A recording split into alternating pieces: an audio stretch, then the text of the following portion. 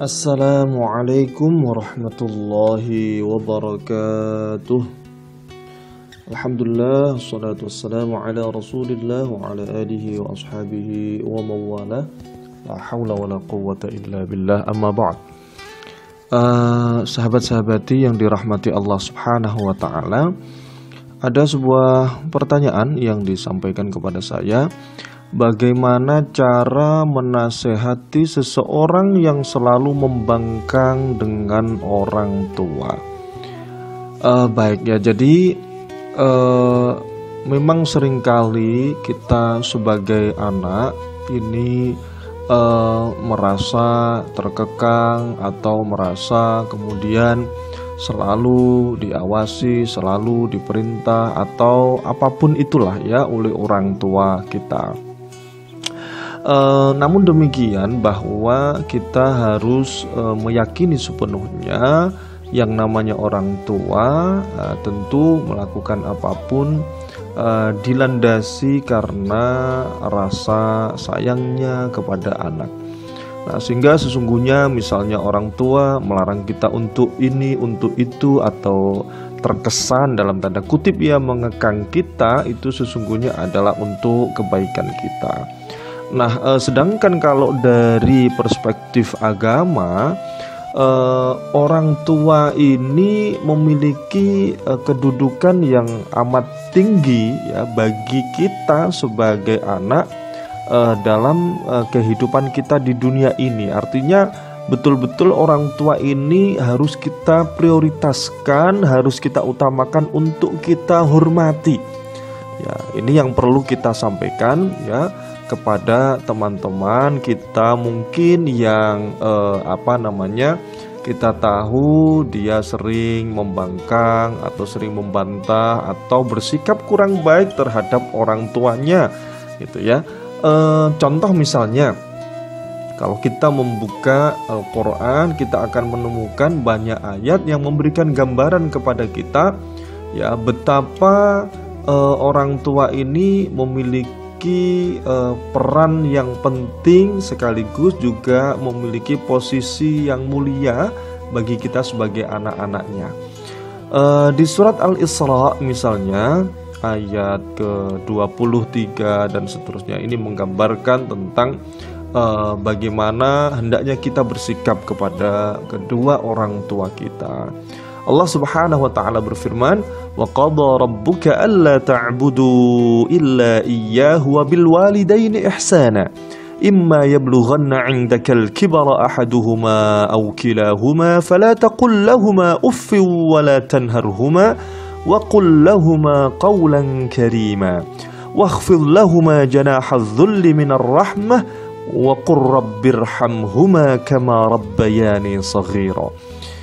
Jadi Allah Subhanahu wa ta'ala ya melalui ayat ini memerintahkan ya agar kita sebagai hambanya tidak menyembah kepada selain Allah, tidak menyekutukan Allah. Ya, ini pesan pertama yang disampaikan di awal ayat 23 dari surat Al-Isra ini. Jadi jangan menyembah selain Allah, jangan menyekutukan Allah. Ini kaitannya dengan akidah. Ya. Kemudian setelah itu apa yang dipesankan oleh Allah melalui ayat ini? Wabil walidaini ihsana. Ya, dan hendaklah kamu berbuat baik kepada kedua orang tuamu, kepada ibu bapakmu. Ya, berbuat baik. Ya, ihsan. Gitu. Jadi ihsan ini memang mencakup dua dimensi ya. Ihsan yang kaitannya dengan hubungan kita secara sosial dengan sesama manusia ya, hubungan kita dengan kedua orang tua kita, dengan saudara-saudara kita, dengan masyarakat yang ada di sekeliling kita kan gitu ya. Ini kita diperintahkan untuk selalu berbuat baik ya. Kalau kepada orang lain saja kita berbuat baik, maka kepada kedua orang tua lebih diprioritaskan ya. Kita harus lebih berbuat baik lagi kepada kedua orang tua kita. Itu Jika salah seorang di antara keduanya atau kedua-duanya sudah sampai berumur lanjut, ya, dalam pemeliharaanmu, ya, kamu yang bertanggung jawab untuk merawat keduanya di masa senjanya, ya, maka sekali-kali janganlah kamu mengatakan kepada keduanya perkataan fala taqul lahuma uffin wala tanharhuma, dan jangan kamu membentak mereka, tidak boleh mengatakan tidak boleh, jangan membentak mereka. Ya, sebaliknya wa qul lahuma qaulan karima, kita diperintahkan untuk ya berkata kepada kedua orang tua kita, ya, mengucapkan ya perkataan-perkataan yang baik, yang mulia. Nah, wakhfid lahuma janahadz dzulli minar rahmah. Ya, kita diperintahkan untuk merendahkan diri kita ya di hadapan kedua orang tua kita. Maaf teman-teman, mungkin ada sebagian dari kita yang merasa sebagai generasi milenials, ya, apa sih bapak ibu kuno gitu, misalnya gaptek naudzubillah, jangan sampai seperti itu. Tentu kita harus memahami bahwa ya memang generasi beliau ya belum begitu familiar dengan gadget misalnya.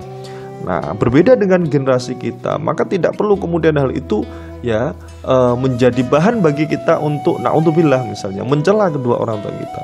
Ya, kita harus tetap merendahkan diri kita di hadapan kedua orang tua kita, ya, dengan penuh kasih sayang, ya, bahkan kita diperintahkan untuk selalu mendoakan kedua orang tua kita, ya, dengan doa Rabbirhamhuma wa qur rabbirhamhuma kama rabbayani shaghira.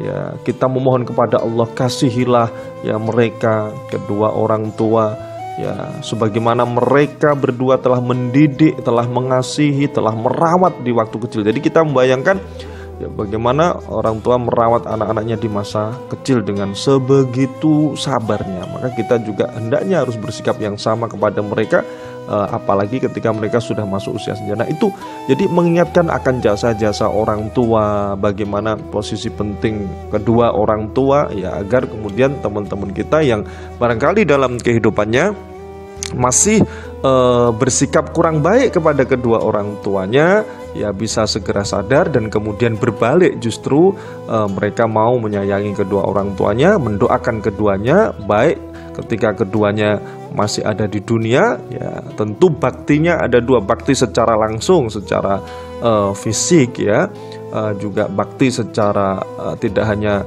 zahir saja tapi juga batinnya, ya, zahiran wa batinan. Tapi ketika keduanya sudah meninggal dunia, ya, kita tetap memohonkan ampunan kepada Allah, ya, atas dosa-dosa keduanya, atas kesalahan kekhilafan yang pernah dilakukan oleh kedua orang tua kita, berharap Allah mengampuninya. Nah, seperti itu ya, semoga ada manfaatnya dan kita mendapatkan taufik hidayah dari Allah menjadi anak-anak yang berbakti kepada kedua orang tuanya. Terima kasih, semoga ada manfaatnya. Assalamualaikum warahmatullahi wabarakatuh.